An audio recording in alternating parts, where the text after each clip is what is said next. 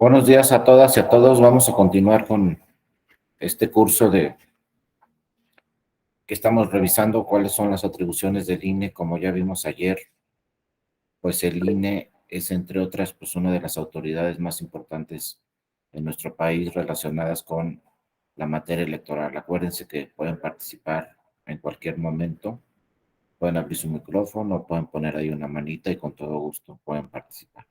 Bueno, antes de entrar ya directamente al tema también importante de las atribuciones del INE, pues hay que tocar este artículo que es muy importante, el primero de la Constitución, porque bueno, como lo señalamos ayer, pues las autoridades electorales, tanto el INE como el tribunal, como los tribunales electorales en las entidades federativas, los institutos estatales electorales, pues tienen que proteger este tema de los derechos humanos, ¿no? Acuérdense que con la reforma del 2011, pues se creó este artículo en la Constitución muy importante que nos habla de los derechos humanos. Fíjense que la Constitución antes del 2011 no hablaba directamente de los derechos humanos. Si ustedes revisan la Constitución anterior al 2011, se hablaba de garantías individuales, de garantías sociales, pero no se hablaba directamente de los derechos humanos. Entonces fue el Congreso de la Unión, el Poder Legislativo, el que decidió en el 2011 ya darle una vigencia clara a este tema de los derechos humanos, dejar claramente ahí el nombre de los derechos humanos en la Constitución, que no se hablara directamente de garantías individuales, sino que se hablara de derechos humanos. Sin embargo, a plasmarse esto en la Constitución, pues tenía que hacerse también poco a poco. Los tribunales han hecho una interpretación directa de este tema de los derechos humanos, porque entonces ahora hay que distinguirlos. Como les dije ayer, pues en México tenemos la Suprema Corte y el Tribunal Electoral como tribunales de última instancia. Entonces, aquí el problema que tenemos es que siempre hay que distinguir cuando se habla de derechos políticos, porque si se habla de derechos políticos, los tiene que proteger el Tribunal Electoral y el INE en su caso. Pero si no se habla de derechos políticos, entonces la protección es directamente por parte del Poder Judicial ordinario, ¿no? Del Poder Judicial Federal, de los juzgados de distrito, colegiados de circuito, hasta la Suprema Corte de Justicia de la Nación. Pero entonces, a lo que yo me quiero referir es que hay que clasificar muy bien estos derechos humanos para saber si se trata de un derecho político y lo tiene que proteger la autoridad electoral, o si no se trata de un derecho político y no le corresponde esa protección a la jurisdicción electoral. Por eso, bueno, si bien es cierto que en el primero de la Constitución se habla de derechos humanos, los derechos humanos pues son universales, recuérdenlo, son inherentes al hombre. Todas las personas tenemos incorporados derechos humanos en cualquier parte del mundo. Entonces, si yo nací en Japón, en China, en Brasil, etcétera, pues tengo incorporados derechos humanos. Sin embargo, ¿quién va a proteger estos derechos humanos? Son universales. Bueno, de la segunda clasificación es de derechos humanos pasamos a derechos fundamentales. ¿Cuál es la diferencia entre derechos humanos y derechos fundamentales? Los derechos fundamentales son los que protege ya mi sistema jurídico dentro de mi país. Los derechos fundamentales en este caso son los que protegen el Estado mexicano a través de sus autoridades y de sus instituciones. Son los que están plasmados en la Constitución mexicana y también los que están plasmados en los tratados internacionales obligatorios para México porque los suscribe el Ejecutivo y los ratifica el Senado.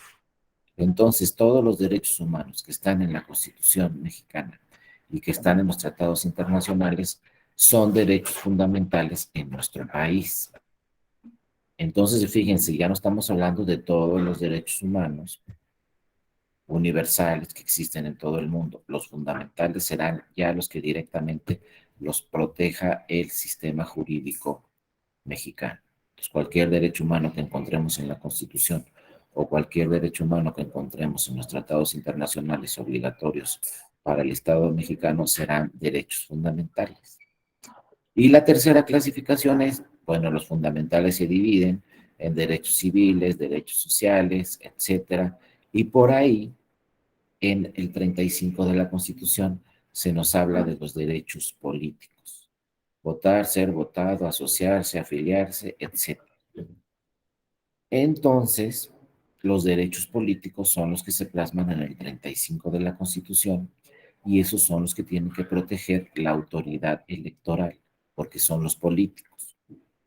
Hasta ahí vamos bien. Sin embargo, por ejemplo, si yo les pregunto, libertad de expresión, ¿es un derecho político o es un derecho civil?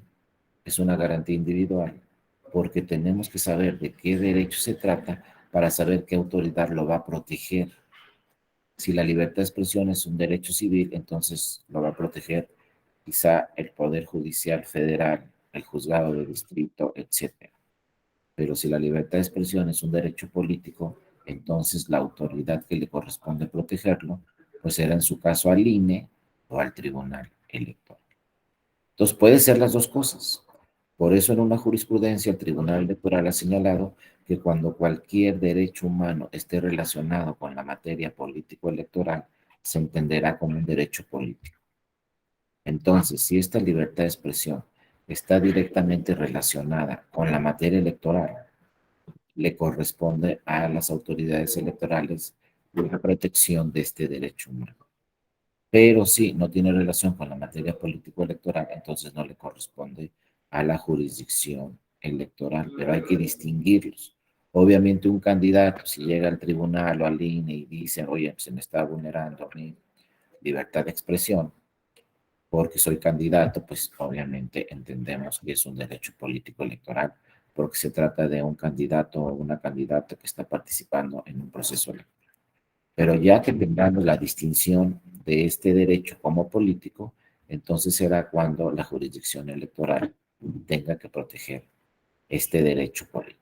Entonces, bueno, tenemos derechos humanos, luego tenemos derechos fundamentales y finalmente están los derechos políticos que le corresponden a la jurisdicción electoral. Posteriormente nos dice la Constitución, así, ¿no? En el primero, en los Estados Unidos mexicanos todas las personas gozarán de derechos humanos. Y aquí es donde también hay que revisar el tema, reconocidos en la Constitución y en los tratados internacionales. Por eso se dice actualmente que todas las autoridades deben ejercer control constitucional, pero también control convencional, porque se tienen que proteger los derechos humanos que están reconocidos en la Constitución, pero también los reconocidos en los tratados internacionales. De ahí que para proteger un derecho humano, en este caso un derecho político, hay que revisar la Constitución y hay que revisar los tratados internacionales. Y también, como lo vimos ayer, hay que revisar, pues, qué dicen las máximas autoridades sobre la protección de estos derechos, cómo interpretan la Constitución y qué jurisprudencia están emitiendo. Y también nos dice este artículo muy importante, ¿no? Que debemos otorgar todas las autoridades debemos otorgar las garantías para su protección, que en ningún caso pueden restringirse también estos derechos humanos. Finalmente nos dice, las normas relativas a los derechos humanos se interpretarán de conformidad con la Constitución, como ya vimos con los tratados internacionales, y siempre se les deberá de dar la protección más amplia. Por lo tanto, todas las autoridades electorales, cuando tengan que interpretar sobre protección de derechos humanos, deben de buscar aquella interpretación que proteja el derecho humano de esa persona, en este caso el derecho político. Pues, por ejemplo, si llega una persona y nos dice quiero ser candidato independiente, pues está ahí pidiéndole al tribunal o al INE, solicitándole al tribunal o al INE su derecho político de ser candidato, de ser votado. Por lo tanto, las autoridades deben de buscar siempre una interpretación favorable a proteger su derecho a ser votado o su derecho a votar, etcétera. Nos dice directamente la Constitución, hay que hacer siempre la protección más amplia. Y ahí que el INE, entonces, como lo vamos a ver posteriormente, entre sus atribuciones de atracción, delegación y asunción, siempre debe de revisar cuando ejerza cualquiera de esas facultades, que se trate en primer lugar de la protección de los derechos políticos de un grupo de personas. Siempre debe tener presente que cualquier resolución que emite el INE debe atender a este principio constitucional que nos dice hay que darle la protección más amplia a la protección de los derechos de las personas, en este caso de los derechos políticos. Porque también vean la última parte del primero de la Constitución nos dice quién debe proteger los derechos humanos de las personas. Pensamos que los tribunales, y cuando se habla de derechos políticos, pensamos que los tribunales electorales. Sin embargo, la Constitución no dice los tribunales. La Constitución dice todas las autoridades. De ahí que esto implica también una responsabilidad para las autoridades administrativas, como son el INE y como son los institutos estatales electorales. Yo si estoy en un instituto estatal electoral o en el INE, no puedo decir, no, pues que se encargue de esa protección el tribunal electoral. No, la Constitución nos dice, todas las autoridades en el ámbito de sus competencias tienen la obligación de promover, respetar, proteger y garantizar los derechos humanos de conformidad con los principios de universalidad, interdependencia, indivisibilidad y progresividad. Por lo tanto, son todas las autoridades, incluyendo el INE. De ahí que fíjense, el INE es una autoridad nacional, tiene muchísimas atribuciones muy importantes, pero también tiene la responsabilidad de proteger los derechos políticos de todas las personas. Y de todas las personas, pues son de todas las personas que participan en los procesos electorales a nivel nacional, federal o en las entidades federativas. Realmente el INE es una autoridad administrativa, pero es una autoridad responsable también de la protección de los derechos políticos de todas las personas. No lo podemos dejar esto solamente al Tribunal Electoral o a la Suprema Corte. No, por eso quedó tan claro en la Constitución y se dijo todas las autoridades. Entonces, cuando se solicite la protección de un derecho político, el INE también tiene que revisar y tiene que emitir acuerdos, lineamientos, resoluciones favorables a la protección de estos derechos. No hay que esperar, insisto, a acudir ante un tribunal. Por ejemplo, como lo ha señalado ya el tribunal en diversas ocasiones, pues las personas con algún tipo de capacidad están en situación vulnerable, pero se tienen que dictar acciones afirmativas para que las personas con algún tipo de discapacidad también puedan participar en los procesos electorales como candidatas o candidatos. Pero no tienen que llegar los casos hasta el tribunal. El tribunal ya lo ha señalado también que los institutos estatales electorales y el INE tienen que dictar directamente lineamientos con medidas afirmativas a favor de los grupos en situación vulnerable. Entonces ya es una responsabilidad directa aquí para las autoridades administrativas el dictado de estos lineamientos para proteger en muchos casos los derechos políticos de las personas que se encuentran en situación vulnerable. Y también este mandato constitucional pues llega hasta los congresos estatales y hasta el Congreso de la Unión, donde también se tienen que aplicar iniciativas de ley en donde se incorpore la participación política de todos estos grupos vulnerables, como pueden ser personas con discapacidad, como pueden ser adultos mayores, personas de la diversidad sexual, etcétera, etcétera, ¿no? Pero son disposiciones constitucionales que obligan, insisto, a todas las autoridades. De ahí que el INE, pues también tiene una gran responsabilidad sobre este tema de la protección de los derechos de las personas. Y como dice el 133 de la Constitución, pues cuando haya una contradicción entre la Constitución federal y entre la Constitución local, la que se tiene que aplicar siempre en todos los casos es la Constitución federal. Aunque yo sea una jueza o un juez dentro de una entidad federativa, no tengo que aplicar la ley de mi entidad federativa cuando esta es contraria a la Constitución federal. Lo dice también la Constitución. Se tendrá que aplicar siempre en todos los casos la Constitución federal. Aquí nos los dice todas las constituciones de las entidades federativas y las leyes de las entidades federativas siempre se tendrán que ajustar a la Constitución federal. Y entonces yo como juez local o como jueza local, debo aplicar la Constitución, los tratados internacionales, sobre cualquier otra norma. De ahí que también tiene que tomar en cuenta todas estas disposiciones, pues las autoridades, tanto administrativas como las autoridades jurisdiccionales. Y acuérdense entonces, como acuérdense de cuando fuimos a la universidad, que nos explicaron la pirámide de Kelsen, pues aquí también el 133 es muy claro y debemos aplicar la Constitución Federal y los tratados internacionales sobre cualquier otra norma. Luego nos cuesta mucho trabajo decir, es que no voy a aplicar esta norma, no voy a aplicar esta ley, o no voy a aplicar este reglamento, o no voy a aplicar este lineamiento. Pues ¿por qué no lo voy a aplicar? Pues porque es contrario a la Constitución. Desafortunadamente, en nuestro sistema jurídico mexicano todavía no tenemos una reglamentación idónea donde, por ejemplo, pues el poder legislativo, no apruebe normas contrarias a la Constitución. Por ejemplo, en Francia hay una autoridad muy importante que revisa que antes de que se apruebe una norma, se revise que ésta sea conforme a la Constitución.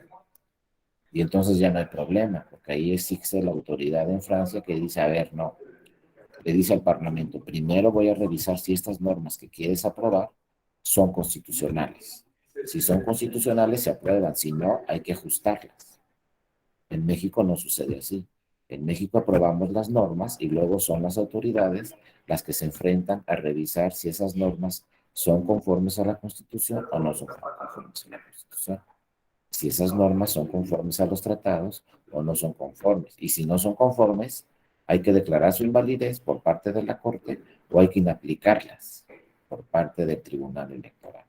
Y cualquier norma, los estatutos de un partido pueden ser inconstitucionales. Un acuerdo del INE puede ser inconstitucional.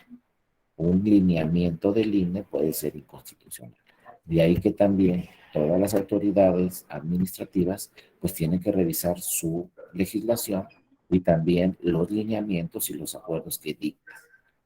No vaya a ser por ahí que se dicten lineamientos por parte del INE o que se dicten lineamientos por parte de una autoridad administrativa local y resulten inconstitucionales o resulten inconvencionales. Hay que tener mucho cuidado en esos temas como autoridades administrativas, porque si no se van a ir hasta el tribunal. Quien cuestione la norma se va a ir hasta el tribunal, le va a decir al tribunal, oye, esta norma me está afectando, es inconstitucional o es inconvencional, y en una de esas el tribunal dice, pues tienes razón, y se te inaplica la norma porque es inconstitucional o es inconvencional. Ya no es como antes, que decíamos, así dice el lineamiento del INE y punto, ¿no? Ahora los que impugnan llegan y le dicen al tribunal, oye, ese lineamiento del INE es inconstitucional o ese lineamiento del INE es inconvencional. Entonces, ojo, el INE tiene grandes atribuciones, facultades de delegación, facultades de atracción, facultades inclusive de asunción, de sustituir a la autoridad local, pero ojo con los lineamientos que dicte el INE, porque deben de ajustarse a la Constitución y deben de ajustarse a los tratados internacionales. Cualquier norma, ¿no? Ya sea federal, ya sea local. También han llegado, obviamente, muchos casos al Tribunal Electoral, donde se dice que los estatutos de determinado partido político, pues hay una norma por ahí estatutaria que es inconstitucional o que es inconvencional. Y el tribunal, al ser, como ya lo vimos, un tribunal constitucional, pues tiene que revisar todas esas normas, tiene que revisar que absolutamente todas las normas, todos los acuerdos, todos los lineamientos, todos los reglamentos se ajusten directamente a la Constitución. Porque si no, pues puede dictarse una sentencia donde se declare la inaplicación de cualquiera de estas normas, ¿no? Y luego acuérdense, otro tema muy importante que también señala la Constitución es la tutela judicial efectiva. Los especialistas en derechos humanos, como el doctor Sergio García Ramírez, que fue presidente de la Corte Interamericana de Derechos Humanos, ha señalado que esta es uno de los derechos humanos más importantes que podemos tener todas las personas, la tutela judicial efectiva. Porque dice, de nada sirve que en nuestra Constitución haya un catálogo de derechos humanos que se nos tienen que proteger, como la libertad, la vida, ¿no? La libertad de prensa, ¿no? Cualquier derecho humano que esté en la Constitución, dice, se nos tiene que proteger. Pero de nada sirve que estén ahí si no hay tutela judicial efectiva. De nada sirve que estén plasmados en nuestra Constitución una serie de derechos humanos si no hay o no existe la autoridad que lo va a proteger. Por eso la tutela judicial efectiva es una norma muy importante que está en la Constitución y que nos dice todas las personas tenemos derecho a que se nos aplique justicia de una manera pronta, completa e imparcial, con un debido proceso. Por lo tanto, pues todas las constituciones modernas en el mundo deben hablar de este tema de la tutela judicial efectiva. Y la Constitución mexicana no es excepción, lo dice el 17 de la Constitución. Entonces también, tanto las autoridades administrativas en materia electoral como las autoridades jurisdiccionales tienen que revisar este tema. Cuando tengamos dudas sobre admitir o no un medio de impugnación, hay que pensar siempre en el 17 de la Constitución que nos obliga como autoridades a impartir justicia. Entonces, el INE también tiene que revisar en todo momento si admite o no admite, por ejemplo, una queja, porque le están solicitando al INE pues que se lleve a cabo esa investigación y que posteriormente se resuelva, por ejemplo, por el Tribunal Electoral. Lo mismo, cualquier tribunal electoral debe siempre tener en cuenta este artículo 17 de la Constitución, que nos habla de la tutela judicial efectiva. Insisto, de nada nos sirve tener un catálogo de protección de derechos humanos en la Constitución y en los tratados internacionales si no existe la autoridad que nos va a proteger esos derechos humanos o si no es eficiente esa autoridad. Porque una cosa es que nos admite la demanda y otra cosa muy distinta es que efectivamente proteja el derecho humano que le estamos haciendo valer porque estimamos que se nos está vulnerando. Pues siempre hay que revisar esos temas. Y ojo, pues derechos humanos, acuérdense que son también derechos políticos y que estos derechos políticos pues los deben de proteger las máximas autoridades como son el Instituto Nacional Electoral y el Tribunal Electoral del Poder Judicial de la Federación. Bueno, ¿qué pasó con el Instituto Nacional Electoral? Acuérdense, en 1990 nace el Instituto Federal Electoral y el propio nombre lo dice, federal. Se encargaba de la organización de las elecciones federales y para las entidades federativas se obligó, acuérdense por ahí, de 1996, por mandato constitucional, se obligó a todas las entidades federativas que todavía no lo tenían a crear un instituto estatal electoral. El Instituto Estatal Electoral es el encargado de organizar las elecciones en las entidades federativas. Así nacen estas dos autoridades administrativas muy importantes, el IFE y el INE. Y entonces durante muchos años, de 1996 hasta el 2014, pues se tenía el IFE como una autoridad muy importante que organizaba las elecciones federales y a los institutos estatales electorales también para las entidades federativas como la máxima autoridad que organizaría los procesos electorales en las entidades federativas. Sin embargo, el IFE nace ya con atribuciones nacionales. El IFE en 1990 ya tenía atribuciones de un órgano nacional desde su propio nacimiento. ¿Cuál era esa atribución? Pues, por ejemplo, la credencial del INE, la credencial que nos da el INE, credencial para votar con fotografía, pues es un documento nacional. Si bien lo expedía una institución federal, pues era un instrumento nacional, era para todas las elecciones, no solamente para las federales. De ahí que desde 1990 el IFE ya tenía por ahí algunas atribuciones nacionales para todas las elecciones, como era la credencial. En Baja California Sur hubo un proceso electoral en donde dijeron, aquí vamos a expedir nuestra propia credencial porque queremos autonomía, somos una entidad federativa, tenemos elecciones independientes de las federales y el instituto señaló la legislación, etcétera, dijeron, vamos a crear nuestra propia credencial para votar con fotografía en Baja California, tratando de darle más independencia a la autoridad administrativa local y al proceso electoral local. Pues fue un rotundo fracaso. Costó mucho dinero la credencial local para votar. La gente se confundió, la ciudadanía dijo con cuál voto, con la federal, con la local.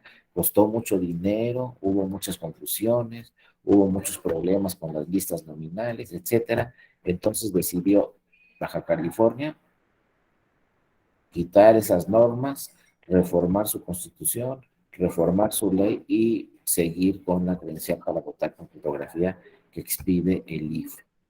Es la única entidad federativa que ha tratado de tener su propia credencial, pero como es un tema muy complejo, con mucha logística, y ya lo hace el INE, anteriormente el IFE, pues todas las entidades, perdón, todas, me pregunta Andrés, ¿en qué año fue esto? Fue por ahí de después del 2000, no me acuerdo exactamente en qué elección, pero te lo puedo investigar con todo gusto, Andrés.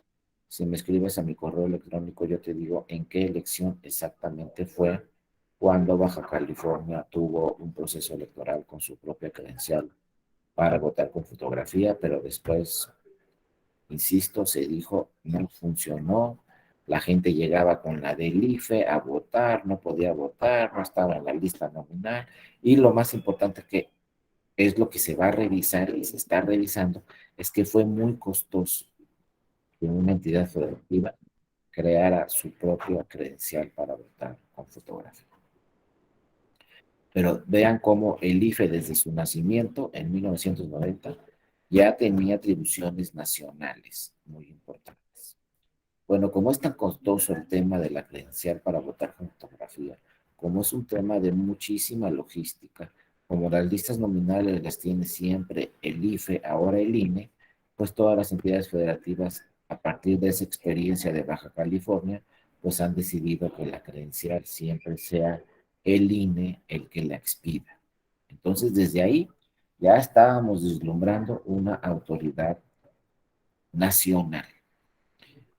Pero bueno, les digo, desde 1996 hasta 2014 estaban completamente bien distribuidas las atribuciones. Sabíamos que tenía que hacer el Instituto Estatal Electoral y que era la autoridad máxima en las elecciones locales, y sabíamos que tenía que hacer el Instituto Federal Electoral, que era la autoridad máxima en las elecciones federales.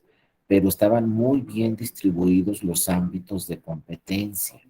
Sabíamos muy bien qué hacía el INE y sabíamos muy bien qué hacía el IFE, perdón, los institutos estatales electorales. Pero viene la reforma 2014, una reforma que muchos están de acuerdo, pero también muchos no están de acuerdo. Muchos dicen se está vulnerando la soberanía.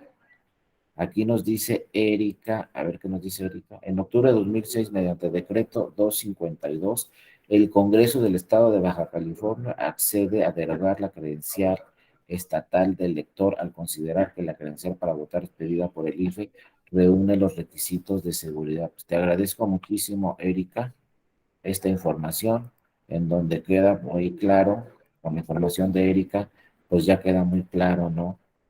Cuándo fue cuando se dio de baja esta credencial, y aquí nos dice Jesús también muy bien. Muchas gracias por su participación, compañera y compañero.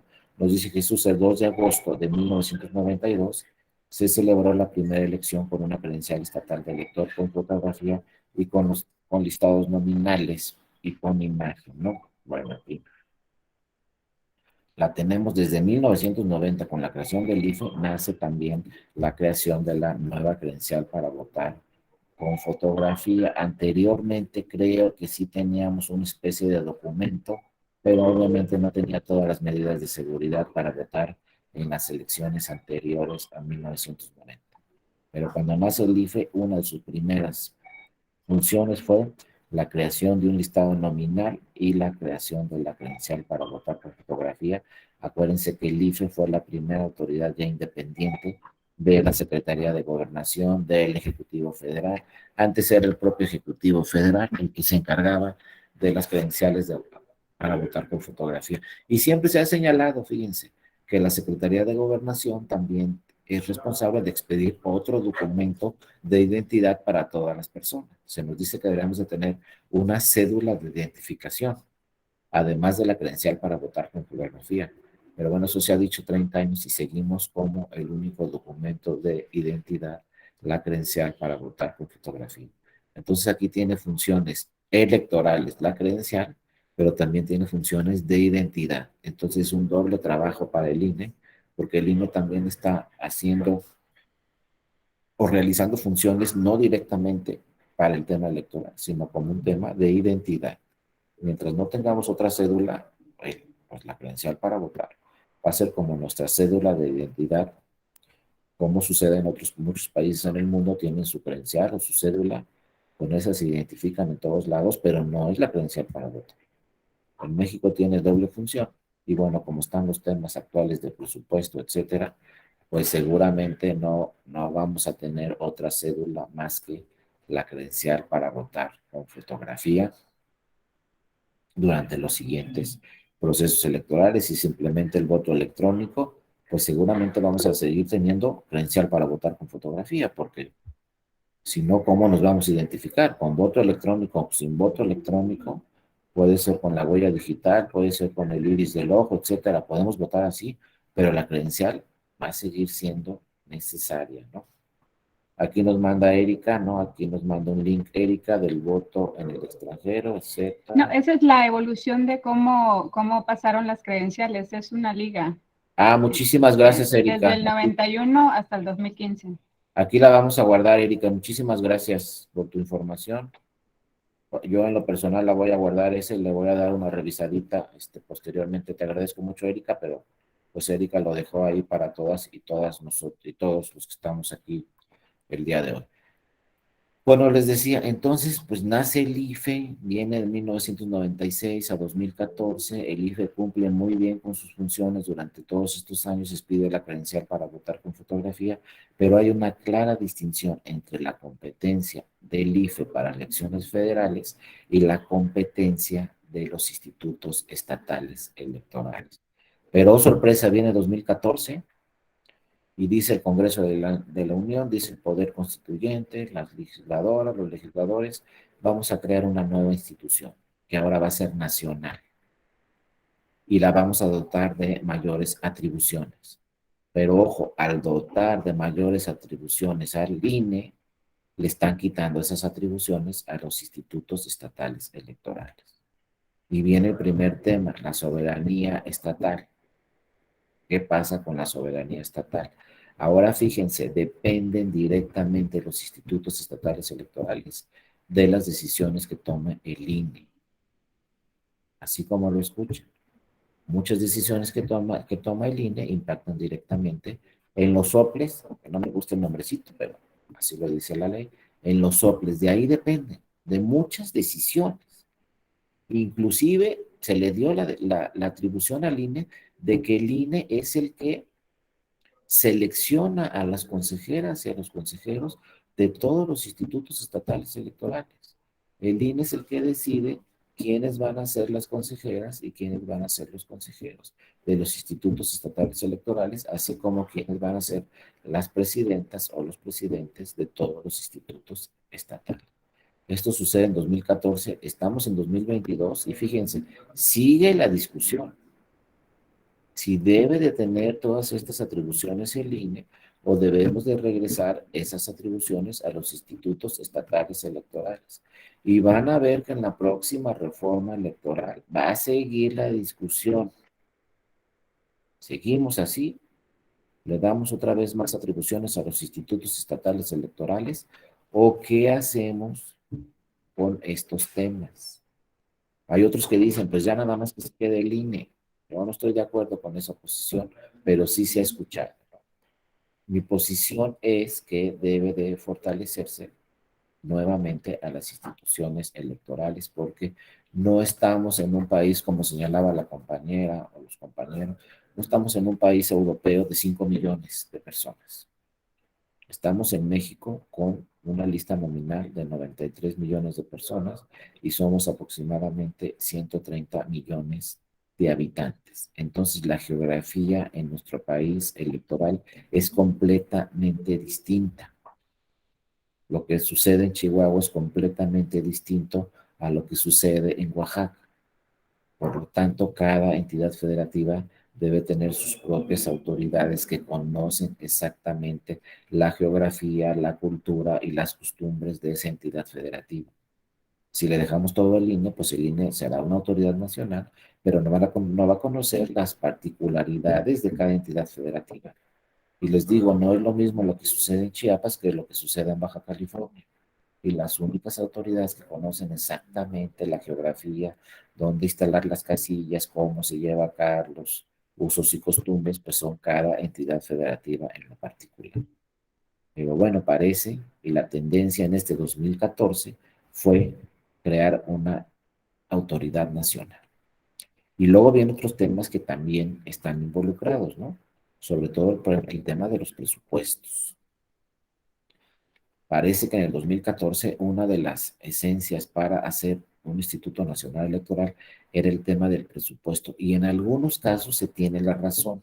Sin embargo, se vuelve muy complejo. Por ejemplo, el tema de fiscalización. El tema de fiscalización se le dejó en el 2014 todas esas atribuciones al INE. El INE es la única autoridad que fiscaliza a todos los partidos políticos, a todas sus candidaturas, en todas y cada una de las elecciones. Esas atribuciones ya no los tienen los institutos estatales electorales. Pero imagínense qué complejo es para el Instituto Nacional Electoral realizar la fiscalización de todas y cada una de las elecciones.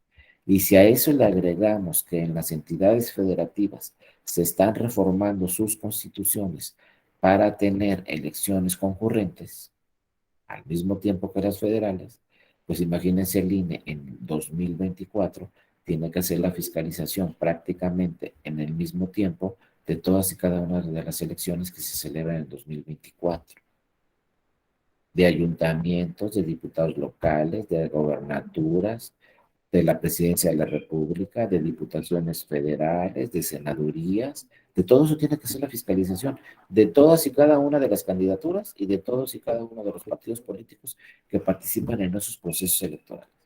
Entonces el INE a partir de 2014 creó una plataforma muy importante en tiempo real, electrónica, etcétera, que se ha ido modificando cada vez, es más eficiente esa plataforma de fiscalización que tiene el INE.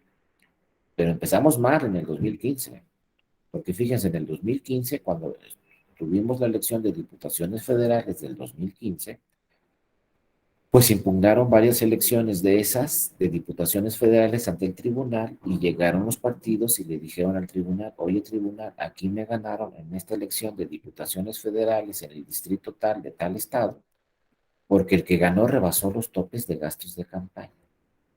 Y acuérdense que también en 2014 se crearon unas causales de nulidad en la Constitución. Y una de ellas dice que si se rebasan los topes de gastos de campaña en más de un 5% se deberá de anular la elección. Entonces llegaron varios partidos en el 2015 y le dijeron al tribunal, oye tribunal, aquí rebasó los topes de gastos de campaña el que me ganó la elección y por lo tanto tribunal debes de declarar la nulidad de la elección porque rebasó los topes de gastos de campaña. Y la Constitución dice que si se rebasan los topes de gastos de campaña, hay que anular la elección. Entonces, ¿qué hizo el tribunal? Lo primero que hizo el tribunal es le dijo al INE, oye, dame el dictamen de fiscalización de esta elección, de estas candidaturas, de estos partidos políticos, pues para revisar si rebasó los topes o no rebasó los topes, ¿no? Ya después determinaré como tribunal si esto fue determinante y se te tiene que anular la elección o si no fue determinante y no se debe de anular la elección. Pero lo primero que debo de conocer es si se rebasaron o no los topes con tu dictamen de fiscalización. ¿Y saben qué le contestó el INE al tribunal? No tengo listos los dictámenes de fiscalización, porque estoy haciendo fiscalización de todas las elecciones, muchas elecciones, ¿no? Porque no solamente hubo diputaciones federales en el 2015, en muchas entidades federativas tuvieron elecciones y había que hacer la fiscalización de gobernaturas, de ayuntamientos, de diputaciones locales, etcétera. Entonces, en 2015 le dice en línea al tribunal, no tengo lista la fiscalización.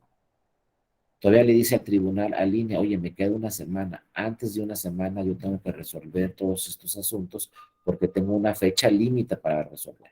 Acuérdense que los juicios de inconformidad relacionados con diputaciones federales, todos se tienen que resolver el 3 de agosto. A más tardar, dice la ley, se tienen que resolver el 3 de agosto. Entonces, por ahí, a finales de julio, le dijo el tribunal a línea, oye, todavía me queda una semana, mándame esos dictámenes para alcanzar a resolver estos asuntos. Pasó la semana y el INE no mandó los dictámenes porque no estaban listos, porque eran muchas las elecciones donde se tendrían que hacer estos dictámenes de fiscalización. Bueno, posteriormente de ese proceso electoral, el INE ha contratado a otros especialistas, ha perfeccionado muy bien esta plataforma de fiscalización y para el 2021 ya se tuvo una fiscalización muy, muy eficiente en tiempo real. Acuérdense que ya los partidos políticos y las candidaturas tienen que enviar las facturas inmediatamente que les dan las facturas, las mandan electrónicamente, se incorporan al sistema, el sistema automáticamente pues nos puede decir cómo está la fiscalización y si sus casos se rebasaron o no los topes. Y hay una plataforma muy eficiente y los datos se adquieren en tiempo real y la fiscalización de las elecciones se tienen 2, 3, 4 días después de que termine la campaña, ¿no?, electoral. Una semana, por ahí. Pero fíjense, se tuvo que trabajar desde 2014 hasta 2021 para tener una verdadera y eficiente plataforma de fiscalización. Ahora, ¿cuál es el problema? Muy costosa esta plataforma. Entonces ahora se dice, no, ahora que le pasen esa atribución a los institutos estatales electorales nuevamente que realicen la fiscalización, porque el INE no puede con todo. Lo más prudente es que cada instituto estatal electoral realice su propia fiscalización de sus propias elecciones. Pero viene el tema del presupuesto. La mayoría de los institutos estatales electorales, pues obviamente no tienen el presupuesto suficiente para crear esa plataforma que tiene el INE.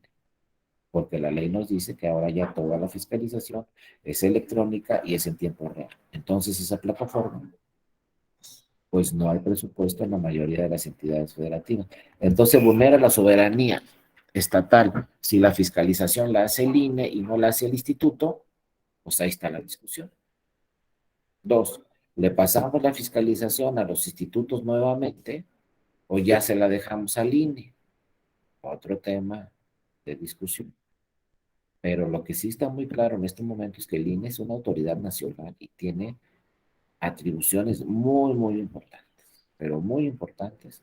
Y como lo vemos, puede decidir el INE en cualquier momento, pues organizar directamente una elección en vez de que la organice el Instituto Estatal Electoral o el OPLE respectivo, ¿no? Vamos a ver ahí también algunos casos.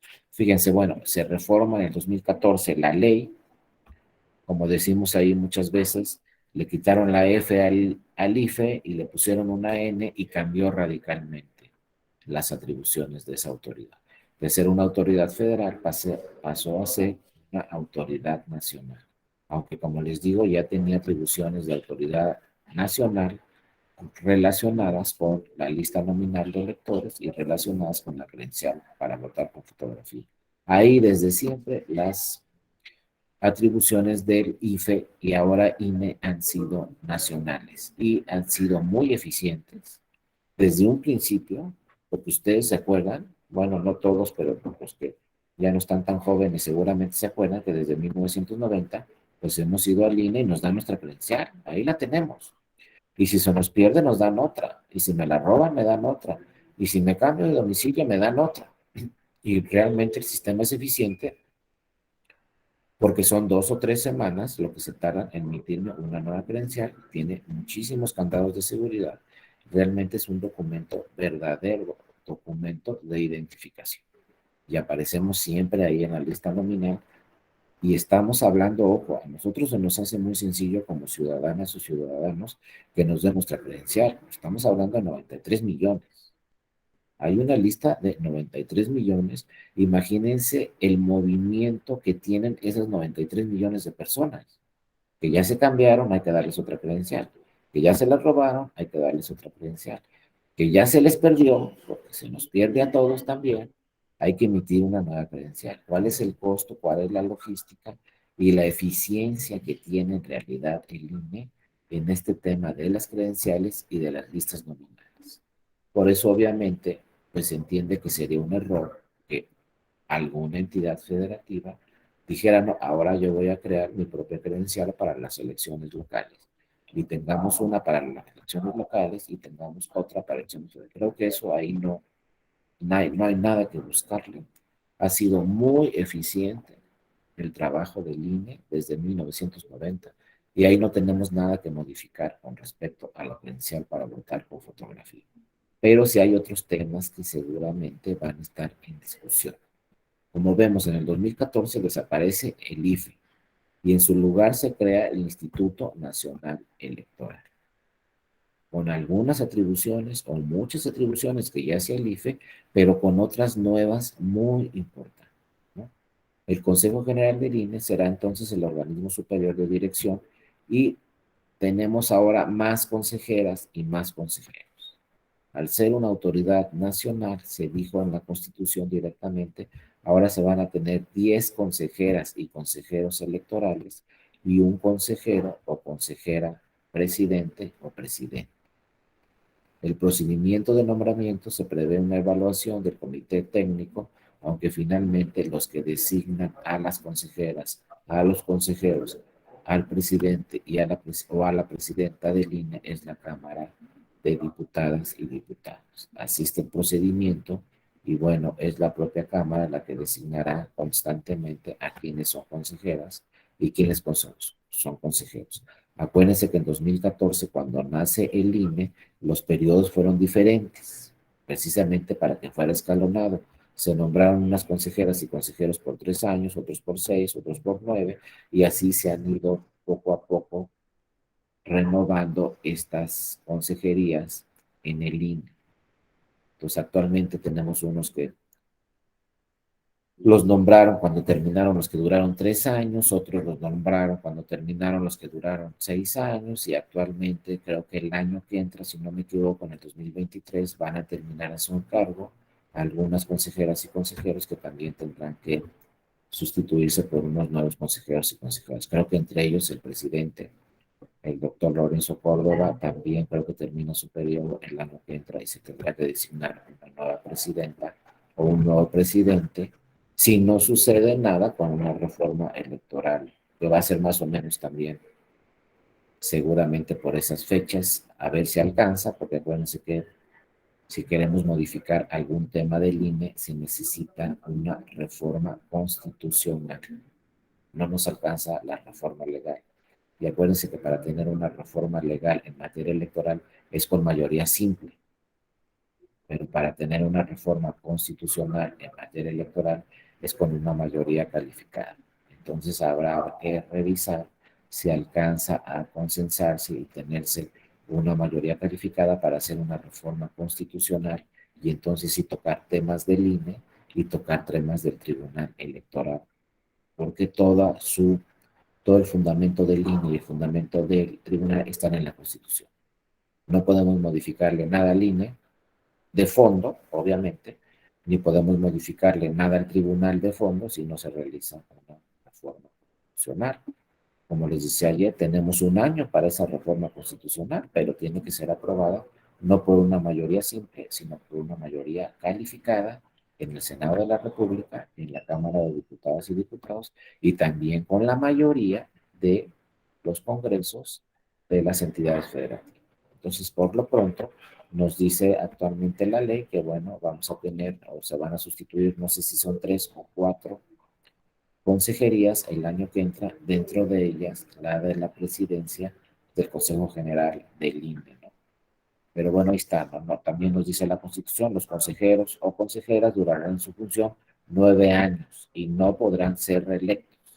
En caso de que se dé la falta absoluta de una consejera o un consejero durante los primeros 6 años, se elegirá un sustituto para que concluya el periodo. no para un periodo nuevo. Si la falta ocurriese dentro de los últimos 3 años, entonces el nuevo consejero o consejera sí durará 9 años. Entonces depende cuando se dé este super. Luego, facultades del INE. Aquí ya nos estamos entrando al tema, ¿no? Directamente de este diplomado. Para los procesos, tanto federales como locales, el INE será el encargado de las siguientes tareas. Pero vean, ya están incorporando aquí directamente los procesos locales. Y esto ha generado discusión porque ¿por qué ya se le quitó esta atribución a los institutos estatales electorales? Y realmente, si lo vemos así, no es que tenga la atribución el INE o tenga la atribución los institutos. El INE decide, porque sus facultades de atracción o de delegación, el INE dice, mira, esto lo vas a hacer tú, Instituto Estatal Electoral, y esto lo voy a hacer yo, INE. Pero el INE es el que decide cuáles son las atribuciones que conforme a la ley tiene ya directamente el INE, la capacitación electoral que corresponde al INE, la geografía electoral, así como el diseño de determinados distritos y división del territorio. El que hace la distritación es el INE, cuántos distritos hay en el país, cuántos distritos debe haber en cada entidad federativa. Acuérdense que luego hay cambio de distritos, algunas entidades federativas pierden distritos, otras entidades federativas ganan distritos. Cómo se pierden o ganan distritos de acuerdo al número de la población en cada entidad federativa. Entre más población, más distritos. Entre menos población, menos distritos. No tiene nada que ver el territorio, si es grande o chico el estado. Lo que tiene que ver es el número de población, número de ciudadanas y ciudadanas que tiene el estado. Por ejemplo, yo que soy de Colima, pues somos bien poquitos. Somos bien listos, ¿eh? Pero bien poquitos. En Colima solo hay 2 distritos. Es el mínimo. Ninguna entidad federativa puede tener menos de 2 distritos. Entonces, los estados que tienen muy pocos habitantes, como Colima, Campeche y Baja California Sur, tendrán 2 distritos. Y los que tienen muchísimos habitantes, como es donde yo vivo, en el Estado de México, pues pueden tener, como vemos, hasta 40 distritos. Entonces, imagínense la diferencia. Hay estados que participan con 2 distritos en una elección de diputaciones federales, solamente con 2, y hay estados que participan con 40 distritos, 40 diputaciones federales. Pero esto es por el número de habitantes que tiene cada entidad federativa. Fíjense, aquí pasa un dato muy curioso. La Ciudad de México ha estado perdiendo habitantes. Los habitantes de la Ciudad de México se están yendo a Hidalgo, se están yendo a Morelos, se están yendo al Estado de México, y la Ciudad de México pues dicen que es una ciudad de tránsito, porque todos llegamos a la Ciudad de México en la mañana y todos nos vamos de la Ciudad de México en la noche. Entonces, nuestro lugar de residencia no es la Ciudad de México, simplemente es nuestro lugar de trabajo. Pero bueno, los distritos así se distribuyen, ¿no? Luego, fíjense, el INE también se encarga del padrón, como ya vimos, de las listas nominales y de la credencial para votar con fotografía. Vean cómo poco a poco el INE se está cargando en la mayoría de las funciones en materia electoral. Luego el INE se encarga de la ubicación de casilla y de la designación de los funcionarios de la mesa directiva de casilla. Acuérdense que con el 2014, pues nace la figura de la casilla única, entonces cuando hay elecciones concurrentes, solo hay una casilla. Bueno, pues toda la logística, toda la capacitación y la designación de las funcionarias y funcionarios de esas mesas directivas de casilla, que van a ser para el 2024 por ahí de 170,000, pues todas esas funciones también le corresponden al INE. Y uno dice, bueno, ¿y qué le queda a los institutos? Ah, pero el INE puede decidir en un momento dado, ¿sabes qué, instituto? Apóyame con estos temas, porque yo tengo facultades de delegación, y entonces te delego estas atribuciones a este instituto estatal electoral, ¿no? Luego también el INE revisa las reglas, lineamientos, criterios y formatos en materia de resultados preliminares, encuestas, sondeos de opinión, observación electoral, conteos rápidos, impresión de documentos y producción de materiales electorales. Y lo más importante que ya habíamos señalado, que es una atribución muy importante, que en realidad estaba ahí el cuestionamiento, ¿va a poder el INE con la fiscalización? Pues al principio, los primeros procesos electorales fue muy complejo, pero ya les digo, actualmente tiene una plataforma muy eficiente el INE para realizar la fiscalización. de todas las elecciones. Bueno, la Constitución en el 2014 le dio atribuciones al INE para que se encargue de toda la fiscalización de los ingresos y egresos de los partidos políticos y sus candidaturas en todas y cada una de las elecciones. Y créanme que en México no tenemos pocas elecciones, simplemente estamos hablando de más de 2,000 ayuntamientos, estamos hablando de muchísimos congresos estatales, 32. Estamos hablando de elecciones federales, ¿no? Acuérdense que participan 300 diputados por mayoría relativa y 200 diputados o diputadas por representación proporcional, pero son los que llegan. Pero ¿cuántos participan?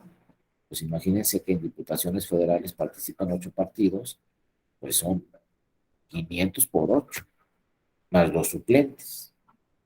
Nada más de diputaciones federales, ¿no?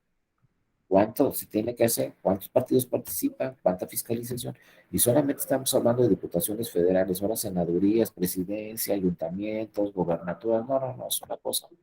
Realmente es un logro muy importante del INE poder realizar la fiscalización de todas y cada una de las elecciones.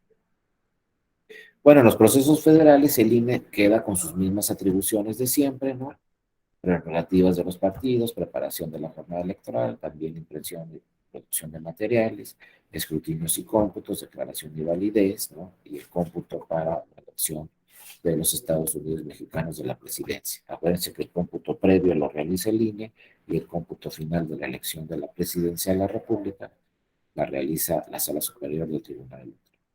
También el INE tendrá a su cargo la verificación de los requisitos para realizar consultas populares. O sea, como no tenía mucha chamba el INE, vamos también a pasarle el trabajo de las consultas populares. Y uno dijo, bueno, ¿va a llevarse efecto o no se van a llevar efecto las consultas populares? Ahí están en la Constitución, se pueden realizar consultas populares. Pues ya tuvimos el primer ejemplo muy importante, ¿no? La revocación de mandato. Directamente la Constitución nos dice, el INE se tiene que encargar de todo el tema de la revocación del mandato, del presupuesto, de instalar las casillas, de todo lo que tiene que ver, que ya lo vivimos, con la revocación de mandato. Pero así como está ese procedimiento, hay muchas otras consultas populares que se pueden realizar y que se pueden implementar. Y hasta ahorita la única autoridad encargada de todas las consultas populares será el INE. Puede haber un plebiscito, puede haber un referéndum, puede haber una consulta. Y entonces el INE será la autoridad encargada de organizar pues todo ese tipo de procedimientos de participación ciudadana, procedimientos de democracia directa. Actualmente lo dice así directamente la Constitución. Además de que vas a organizar elecciones, también en un momento dado puedes realizar o organizar consultas populares, como fue el caso de la revocación de mandato, para agregarle todavía pues, más atribuciones y más trabajo al Instituto Nacional Electoral. También se dice el INE podrá celebrar convenios con las autoridades competentes de las entidades federativas que así lo soliciten para organizar sus procesos electorales.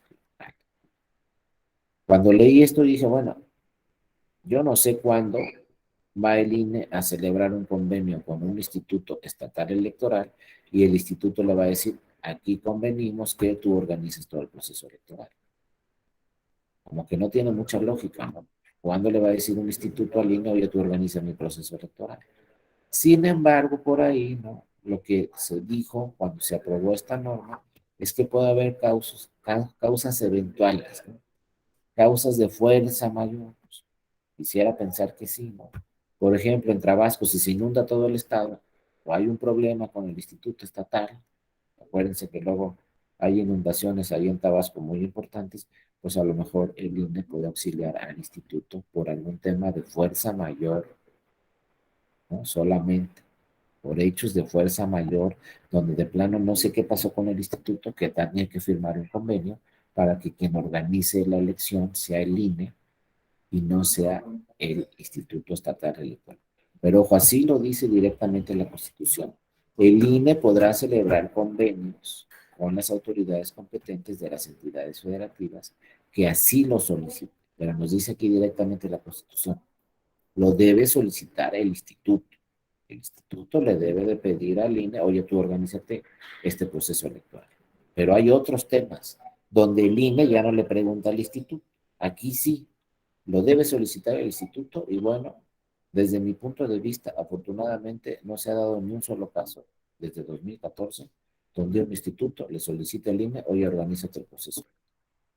Les digo que yo no le veo mucha lógica a esa disposición, pero está en la Constitución y se dice que puede haber un caso fortuito o de fuerza mayor que sea el INE el que tenga que organizar la elección. Ojalá y afortunadamente no suceda. Y siempre los institutos estatales electorales organicen sus propias elecciones, pero bueno, ahí está la disposición y teníamos que revisarla, ¿no? Después también nos dice la Constitución, el INE podrá organizar las elecciones de los dirigentes de los partidos políticos a petición de los mismos. Esto ya ha sucedido en varias ocasiones. El primer partido que lo solicitó, si la memoria no me falla, fue el PRD. El PRD hace algunos años le solicitó al INE, a ver, tú organízate las elecciones para la nueva dirigencia, para saber quién es nuestro nuevo presidente o presidenta y nuestro nuevo secretaria o secretario. Entonces, fíjese, también tiene esas atribuciones el INE. A ver, yo te voy a organizar tu elección para tu nueva dirigencia. Y sí lo han solicitado algunos partidos políticos y ahí están las disposiciones. Pero entonces, pues también aquí, acuérdense, todas estas atribuciones que tiene el INE, todo esto que hace el INE puede ser revisado por el Tribunal Electoral, todo, absolutamente todo. No crean que el INE dijo, ya es así, punto, no. El INE dijo, ya es así, pero luego podemos impugnar esa decisión del INE ante el tribunal y la última palabra la tendrá el tribunal. Por ejemplo, si se organiza una elección para dirigentes de partidos políticos, pues puede llegar por ahí un militante y decirle al tribunal, o puede llegar por ahí algún dirigente o algún candidato a la presidencia que perdió la elección, pues puede llegar al tribunal y decirle, oye, se organizó mal aquí, el INE organizó mal este procedimiento de selección de la dirigencia. Hubo todas estas irregularidades y sabes qué, tribunal, quiero que se anule ese proceso y que se inicie un nuevo proceso. Entonces, ojo, todo esto que estamos revisando, que son disposiciones constitucionales, en cualquier momento las puede revisar el tribunal. Buenos días, Aldo, adelante. Gusto en saludarte. Sí, ¿qué tal? Buenos días. Me quedó cierta duda porque el estado de Quintana Roo en este año pues es un año electoral local, pero también en el norte del estado, que son los municipios de Benito Juárez y todos ellos, hay una concesionaria de agua potable que se llama Aguacam. Y precisamente en el punto, en su lámina, respecto a la consulta popular, me generó cierta duda porque usted comentaba que pues el INE es el único facultado para realizar las consultas ciudadanas. Sin embargo, por lo que tengo entendido aquí en el estado de Quintana Roo, el OPLE, o sea, el Instituto Electoral de Quintana Roo, está realizando esa consulta popular para quitar o que continúe la, la concesionaria de agua potable en el norte del estado. Me generó cierta duda. Estaba tratando de leerlo y dice que es verificación de los requisitos necesarios, ¿no? Entonces, por ende, se entiende que pues, los institutos electorales pues también pueden formular consultas populares pues locales, ¿no? Entonces, esa era mi duda, ¿no? Sí, Aldo, muchísimas gracias por tu participación. A lo mejor ahí no fui preciso, pero me refiero a consultas nacionales, ¿no? A consultas en todo el país. Entonces, a eso se le agrega esa facultad del INE. Además de todo lo que tiene que hacer el INE, pues si se le pide una consulta, un plebiscito, un referéndum o una revocación de mandato a nivel nacional, la tiene que organizar el INE. Pero sí, como muy bien lo señalas, y qué bueno que haces esa precisión, a nivel local también los institutos estatales electorales, pues tienen estos derechos de organizar consultas si así lo solicitan. Aquí el INE es a nivel nacional, pero bueno, también, como sucede muy bien en Quintana Roo, a nivel local se puede solicitar a una institución administrativa que realice algún tipo de consulta como la que señalas aquí directamente, Aldo, en la entidad federativa de Quintana Roo, que pues todos sabemos, va a tener elecciones de gobernatura, va a tener elecciones también de diputaciones locales, pero bueno, también se pueden realizar consultas y muchas veces la autoridad administrativa aprovecha la jornada electoral para que también se conteste quizá en ese mismo día, no sé si sea el caso ahí o no, en ese mismo día se conteste algún tipo de pregunta sobre alguna consulta. Esto era la idea que sucediera con la revocación de mandato, pero bueno, ya luego la legislación quedó muy clara y se dijo, no puede ser en el 2021 el día de la jornada electoral. El tema de revocación de mandato va a ser posterior a la elección de 2021. Pero gracias, Aldo, y sí, hago la precisión, tiene que realizar consultas populares el INE a nivel nacional, pero eso no quiere decir que se puedan realizar también por los institutos a nivel local cualquier tipo de consulta. Gracias, Aldo, por tu participación. Adelante, Roberto, buenos días. Buenos días, bueno, dos cuestiones, ¿no? Aquí a nivel local, acá en Yucatán. Eh, este, Al Instituto Electoral le han pedido también apoyo por parte de sindicatos para organizar las elecciones internas de esas organizaciones. De hecho, el último fue del Frente Único de Transporte del Volante de Yucatán.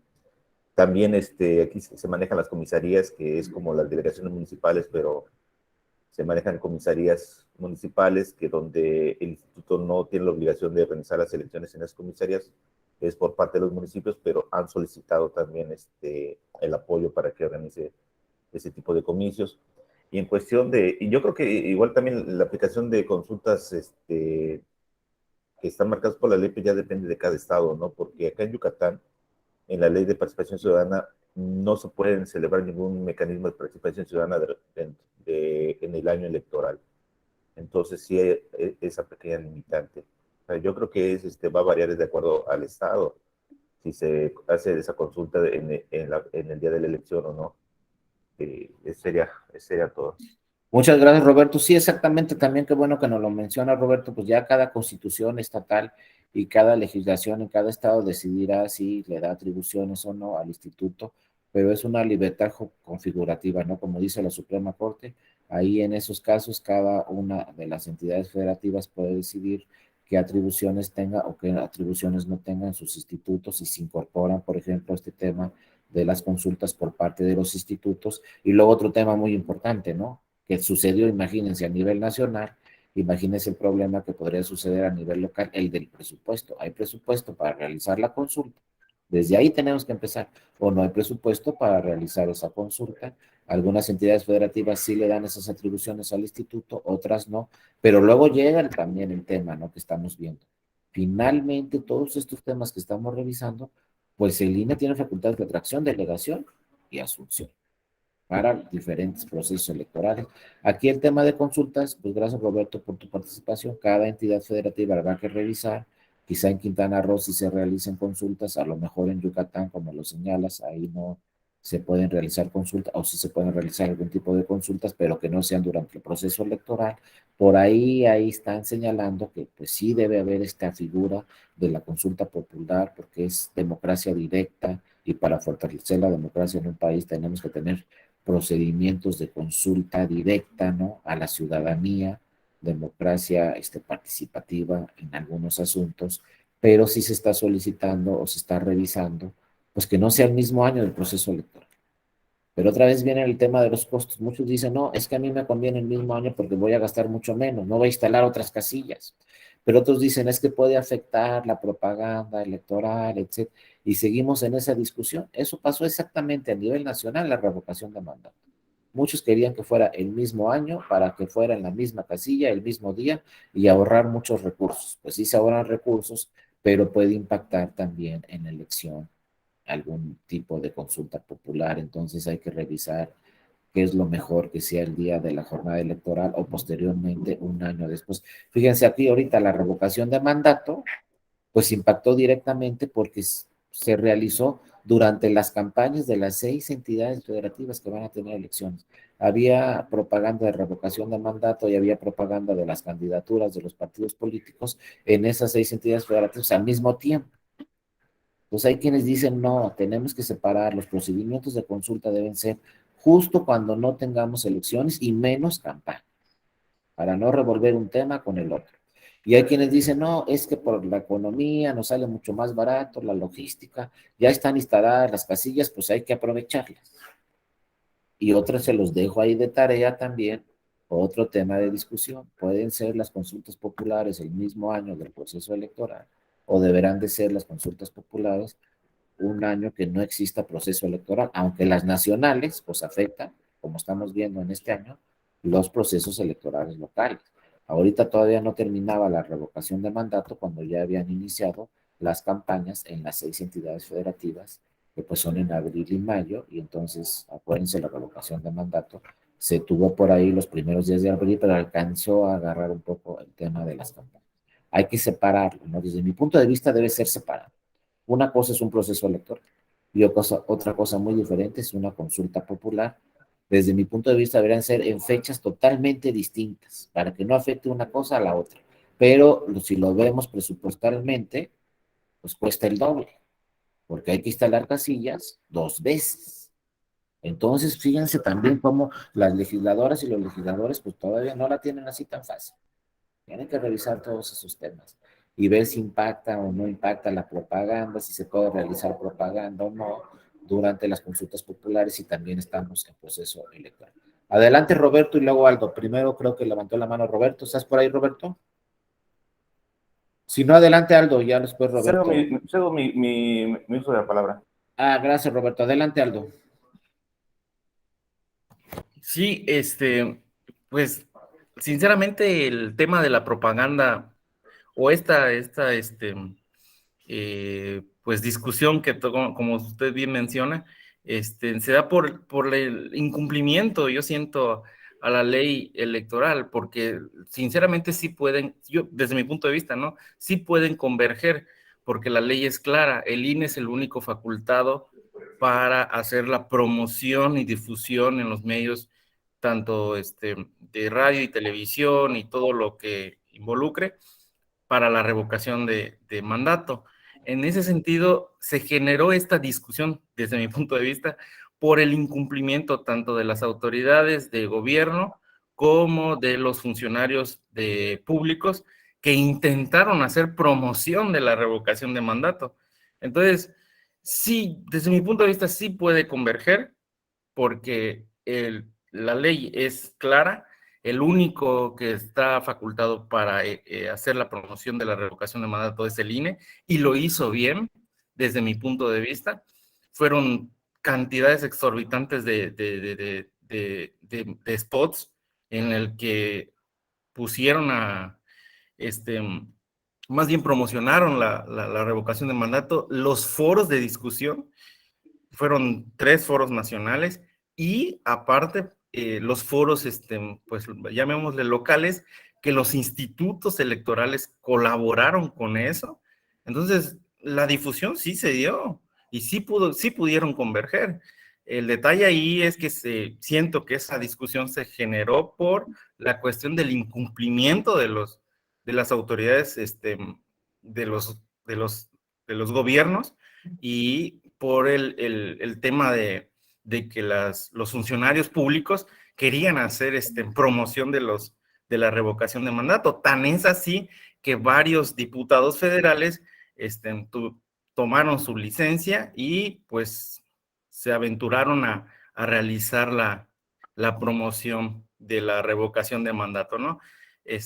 Pues es su derecho tomar su licencia y pueden hacer como ciudadanos normales lo que ellos quieran, ¿no? Pero siento que va por ahí el tema. Desde mi punto de vista, sí pueden converger y se ahorraría muchísimo dinero, que es lo que sucedió con la revocación de mandato.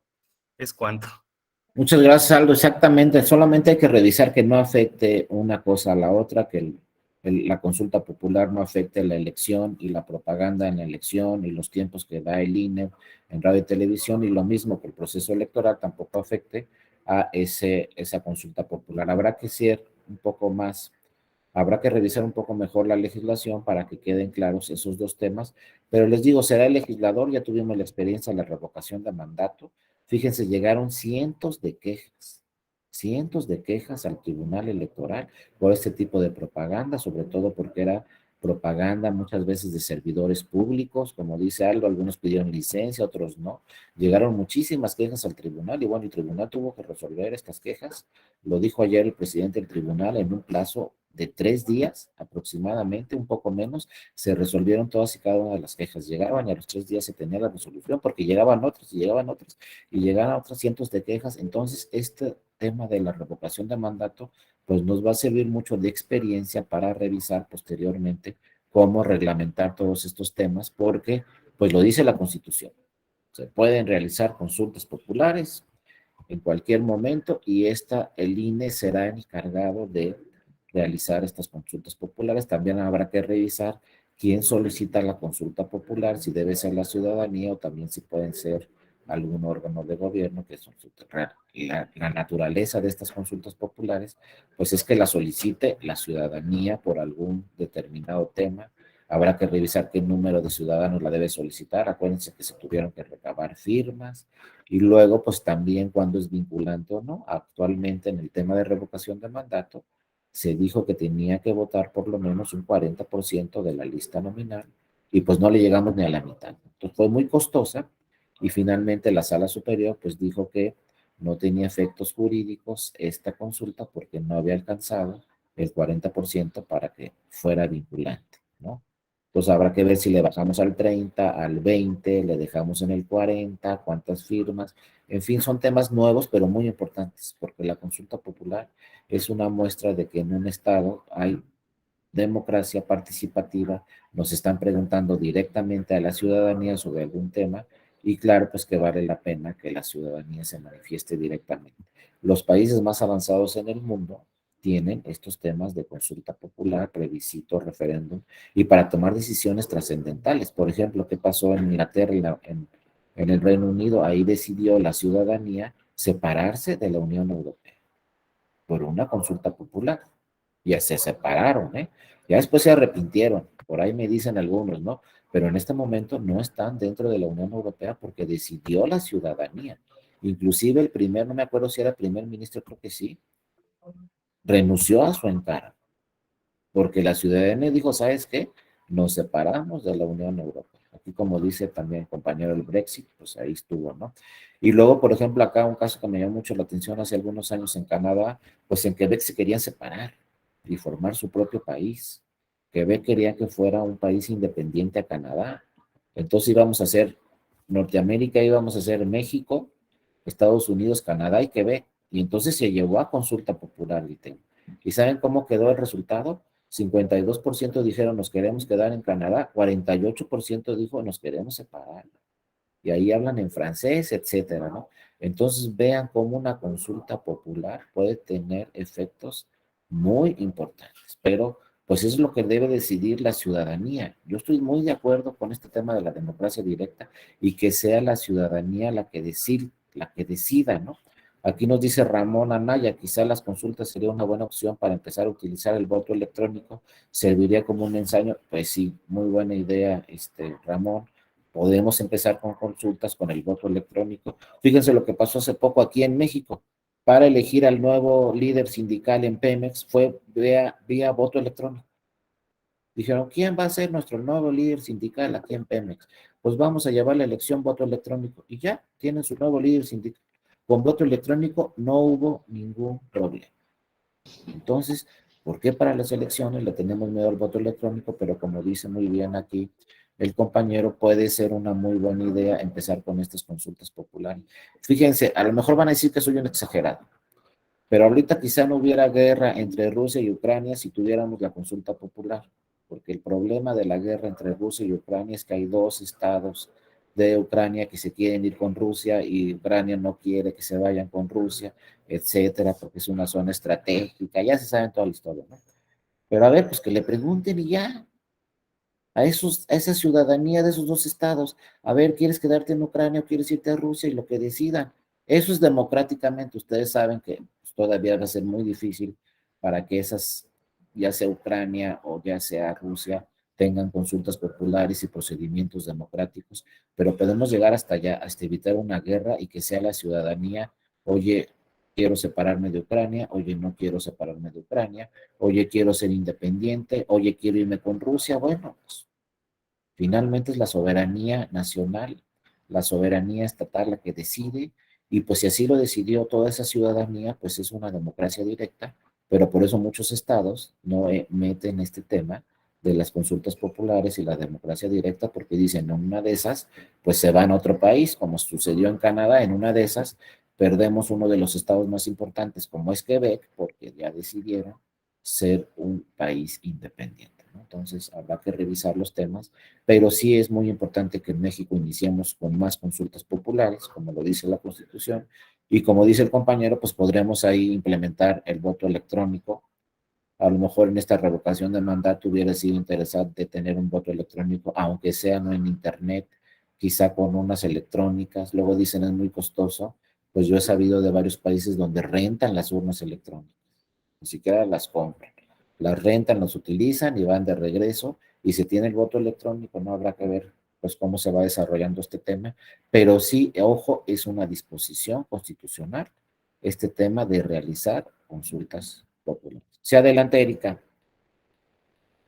Bueno, yo creo que quizás el detalle también que hubo en México referente a la consulta popular es que, por ejemplo, comparado con estos países que está diciendo, como Canadá o como Inglaterra, yo creo que yo nunca vi al primer ministro diciéndole a la población que se salieran o que entraran, ¿no? No tenía en sí como una tendencia ni él decidía por sí mismo. Yo creo que parte de la consulta popular es la decisión que tiene la gente, no hacer una campaña política en una consulta popular. Yo creo que quizás el hastío de la ciudadanía hizo que no saliera a votar, porque yo salí a votar y tuve muchos amigos y muchos compañeros como diciéndome, qué tonta, ¿por qué saliste a votar? Como que si yo realmente hubieran asentado de que yo iba a votar por Andrés Manuel o porque se quedara, no sé, pero eso fue, siento yo que fue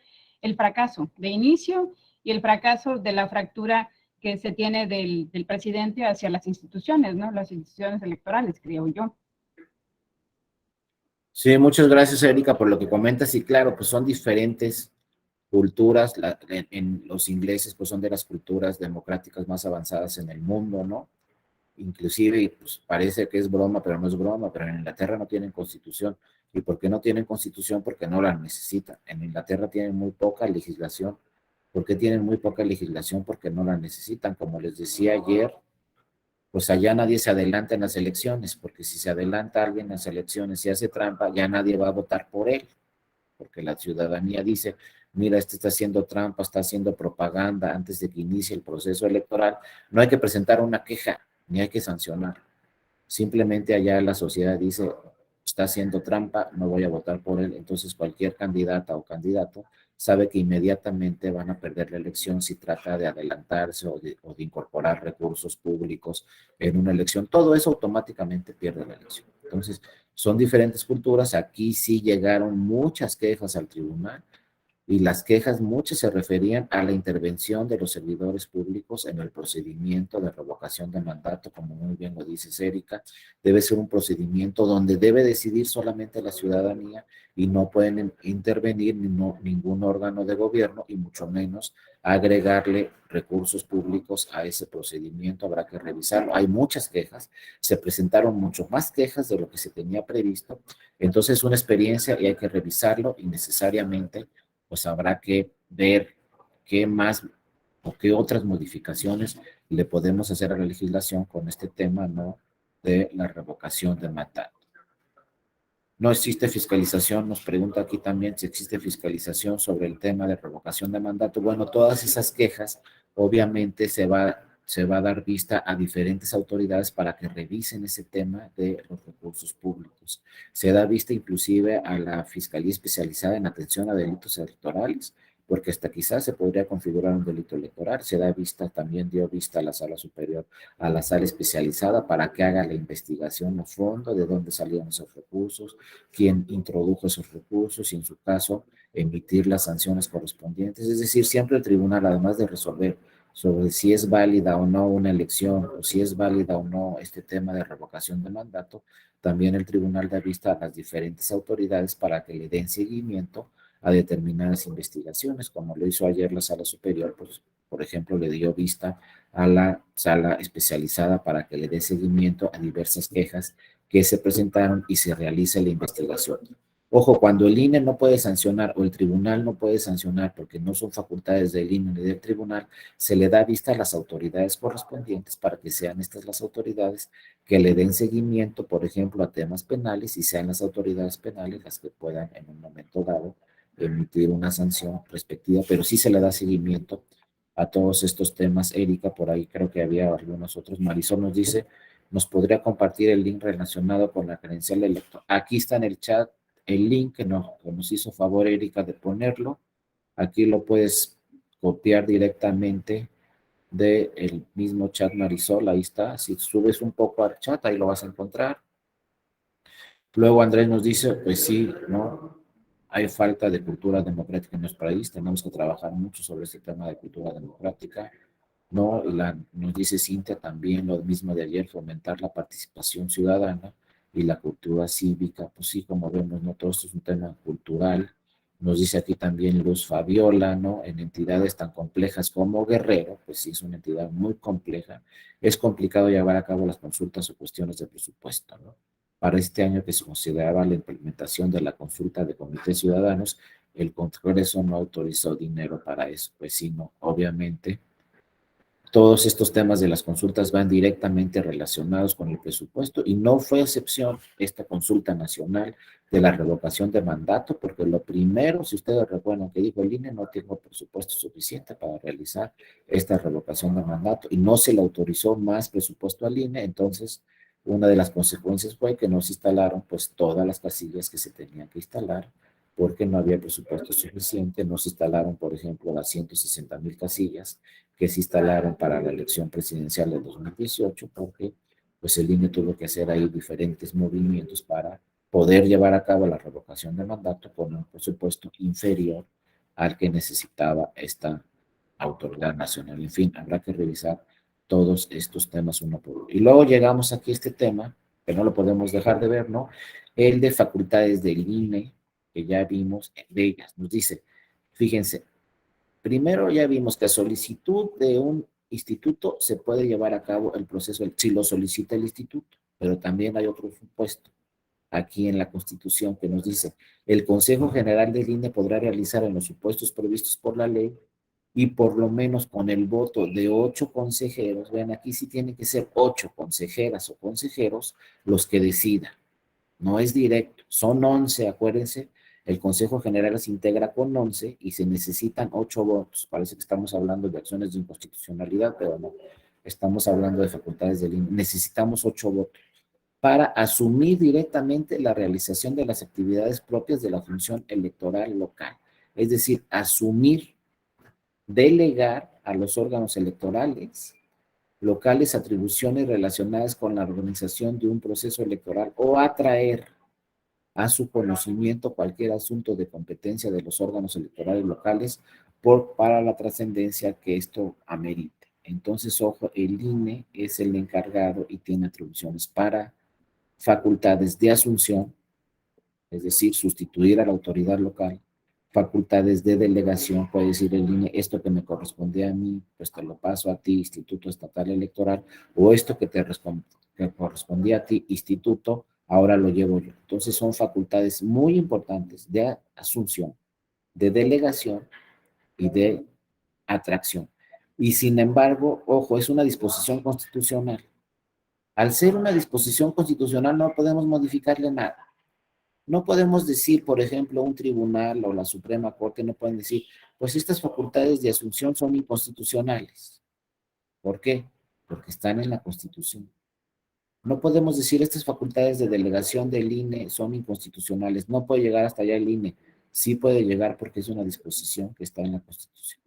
Y lo mismo atracción. El INE puede jalar cualquier tema del instituto y que lo lleve a cabo el INE porque es una disposición constitucional. O sea, estas modificaciones no las podemos cambiar porque están en la Constitución. No se pueden impugnar, no se puede decir, el INE no puede tener esas atribuciones, es inconstitucional. No lo podemos decir porque son normas constitucionales, ¿no? Artículo 41, fracción quinta, apartado C de la Constitución. Entonces ahí están, y el INE siempre, mientras no tengamos una modificación constitucional, podrá realizar todas estas facultades de asunción, delegación y atracción.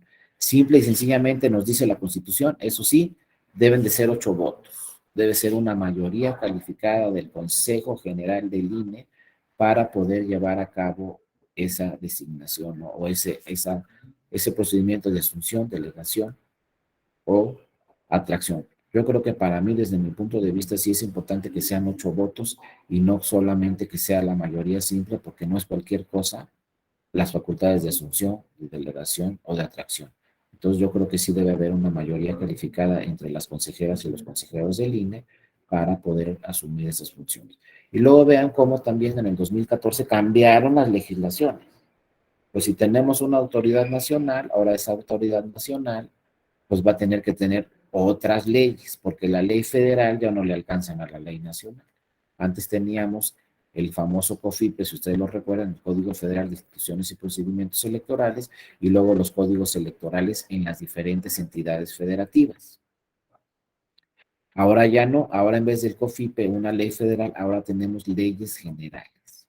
Ahora tenemos la Ley General de Instituciones y Procedimientos Electorales y también en 2014 nace una nueva ley que es la Ley General de Partidos Políticos. ¿Por qué se llaman leyes generales en vez de leyes federales? Ojo, ahora se llaman leyes generales porque aplican para todas las elecciones. La Ley General de Instituciones y Procedimientos Electorales puede aplicar para elecciones locales. Claro, en cada entidad federativa tiene su código electoral, pero esa ley puede aplicar también en el proceso electoral local. Entonces ahora cuando tenemos un proceso electoral local, tenemos que revisar qué dice la Ley General de Instituciones y Procedimientos Electorales y qué dice la Ley Electoral del Estado. Hay que revisar las dos normas. Y esta Ley General nos dice cuando haya contradicción entre esta ley frente a una ley local, la que debe aplicar es la general frente a la local. Pero el tribunal dice otra cosa. El tribunal dice cuando haya contradicción entre la ley general y la ley local, la que debe aplicar es la que sea conforme a la Constitución. Esa es la interpretación del tribunal. Pero la ley nos dice, aquí aplica la general sobre la local. Y si hay contradicción, aplicamos la general. Así dice la ley. Sin embargo, ya cuando llegan los casos al tribunal, el tribunal dice no. La ley que debe aplicar es la ley que sea conforme a la Constitución. Ni la general ni la local. Vamos a revisar el caso concreto y la ley que sea conforme a la Constitución es la que debe aplicar y la que no debe aplicar es la que no sea conforme a la Constitución. Pero sí, como ya tenemos dos leyes para todos los procesos electorales, muchas veces nos vamos a encontrar que la ley general dice una cosa y que la ley electoral del Estado de Colima dice otra. Entonces habrá que revisar los casos a ver qué dice la autoridad, como es el Tribunal Electoral, sobre esas legislaciones.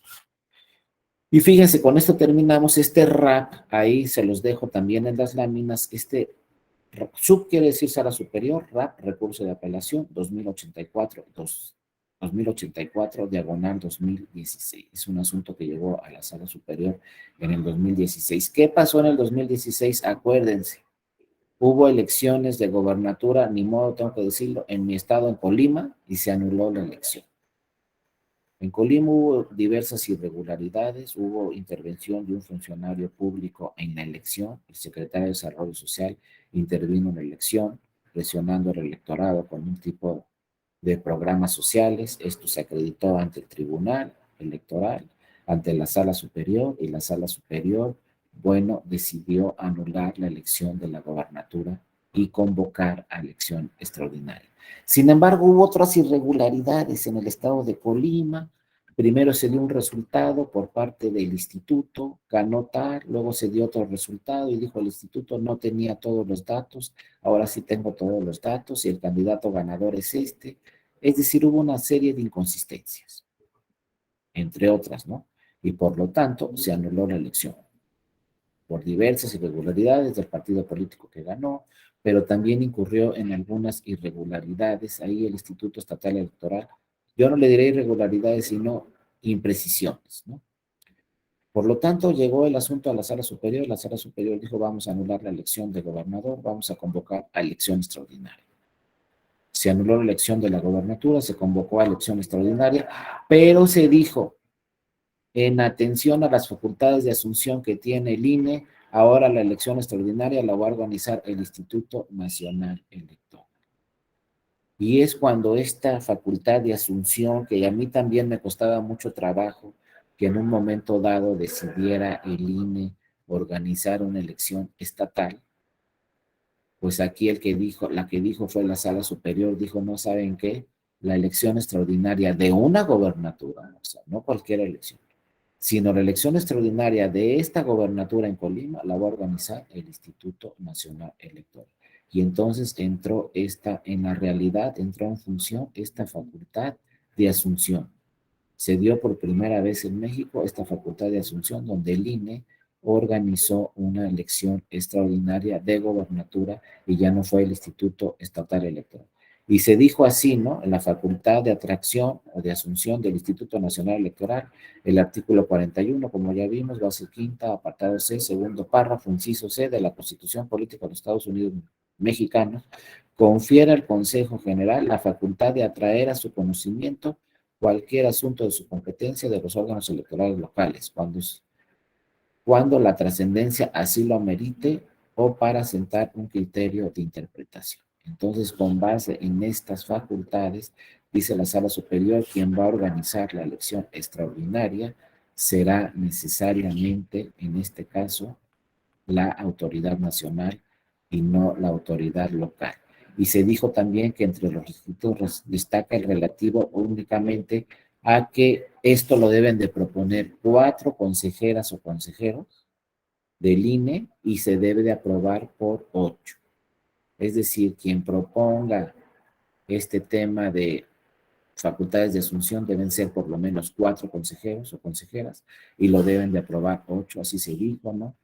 No, se tuvo y también se dijo aquí en la sentencia, pues que llega esa petición a la Secretaría Ejecutiva del INE cuando se pueden dar estos casos, y entonces la Secretaría del INE puede rechazar o puede decir sí, admitimos este caso, lo resuelve, se pasa a consideración del Consejo General y el Consejo General pues va a decidir en varios casos o en algunos casos que se presenten si asume las facultades de asunción o no asume las facultades de asunción. Inclusive se puede rechazar, ¿no?, ese proyecto, pero el INE es el encargado del Consejo General de si decidir o no. ¿Cuándo se puede rechazar, no? Si se hubiera promovido por alguna persona que carezca legitimación para solicitar estas facultades, ¿no? O si resulta frívola este escrito donde estés solicitando estas facultades, ¿no? O si no hay pruebas de que necesariamente tenga que intervenir el INE en sus facultades de atracción, de asunción o de delegación. O sea, se tiene que presentar un escrito, debe ser aprobado, debe ser revisado, deben de presentarse las pruebas suficientes para que en un momento dado decida el INE asumir cualquiera de estas facultades, ¿no?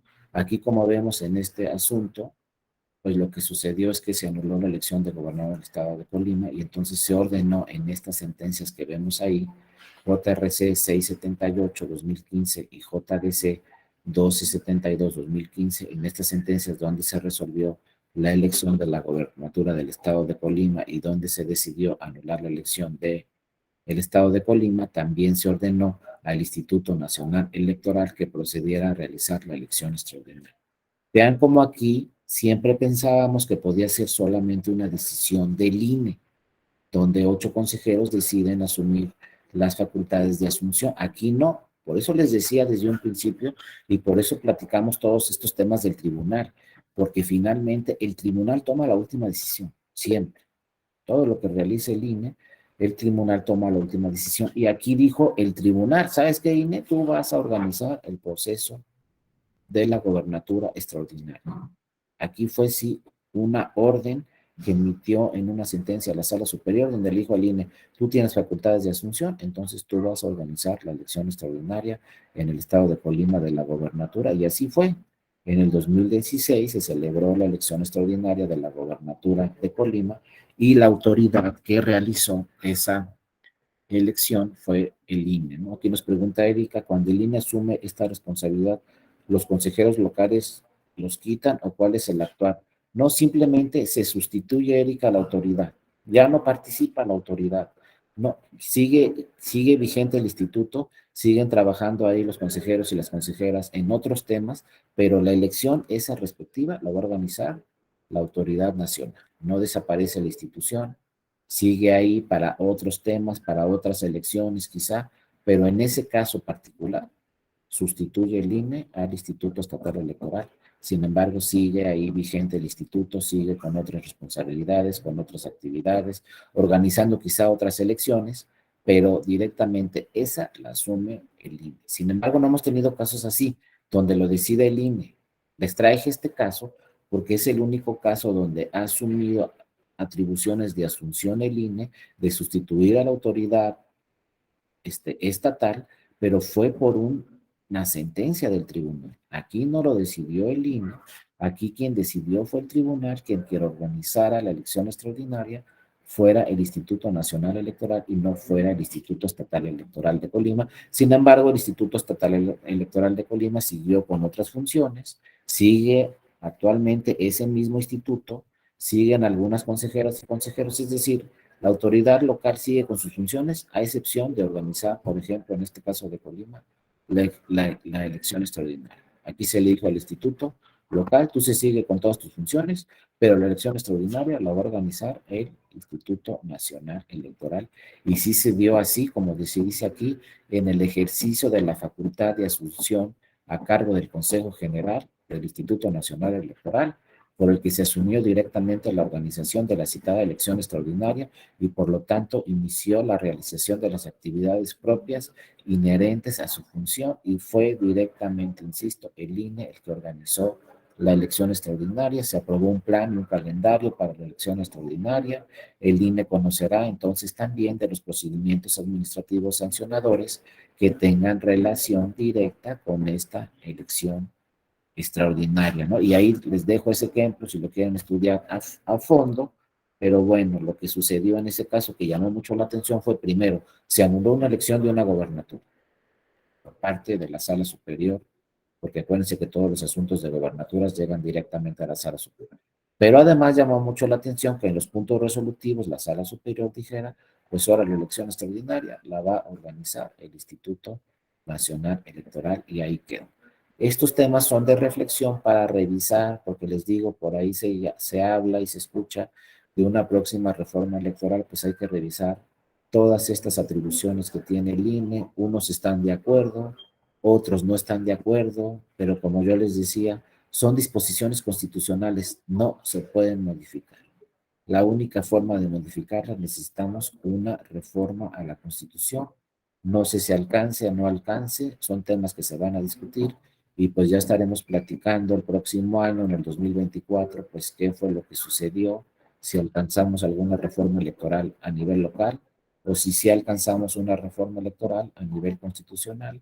Y pues ya veremos qué pasan con estos casos del INE, qué pasa con el voto electrónico, en fin, otros muchos temas que seguramente estaremos viendo. Bueno, yo con esto termino. Les agradezco a todos mucho su atención.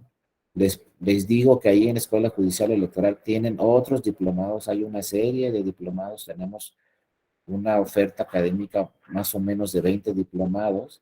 Entonces, si inscriben a otro diplomado, seguramente por ahí nos vamos a encontrar y nos vamos a ver en otra sesión. Por lo pronto, sí les dejo aquí esta presentación a cualquiera de ustedes que lo solicite. Ahí está mi correo electrónico, dario.mora@te.gov.mx. Les dejo la presentación, escriban en el correo y con todo gusto les envío esta presentación. O si tuvieran cualquier otra duda, cualquier otro tema electoral, con todo gusto y con toda confianza, me pueden escribir a mi correo electrónico. Muchas gracias a todas y a todos por su atención, porque sí me fijé y sí estuvieron atentos. Además de que participaron muchos, pues les agradezco a todas y a todos su atención. Cualquier duda, de verdad, escríbanme en mi correo electrónico, ahí con todo gusto yo les contesto. Gracias a todas y a todos y también quiero agradecerle al ingeniero Cristian que le dio seguimiento a esta presentación. Y no me despido, seguimos en contacto ahí en mi correo electrónico Que tengan un excelente día. Hasta luego, cuídense mucho. Nos vemos pronto, que estén muy bien. Hasta luego, Aldo, Roberto, Erika. Muchas gracias, Greg. Luego, muchas gracias. Gracias. Azair. Gracias, buen día, Gracias a bye. todos, a todos. Seguimos en contacto. Gracias, Fabiola. Gracias, Gloria. doctor. Muchas gracias. Gracias.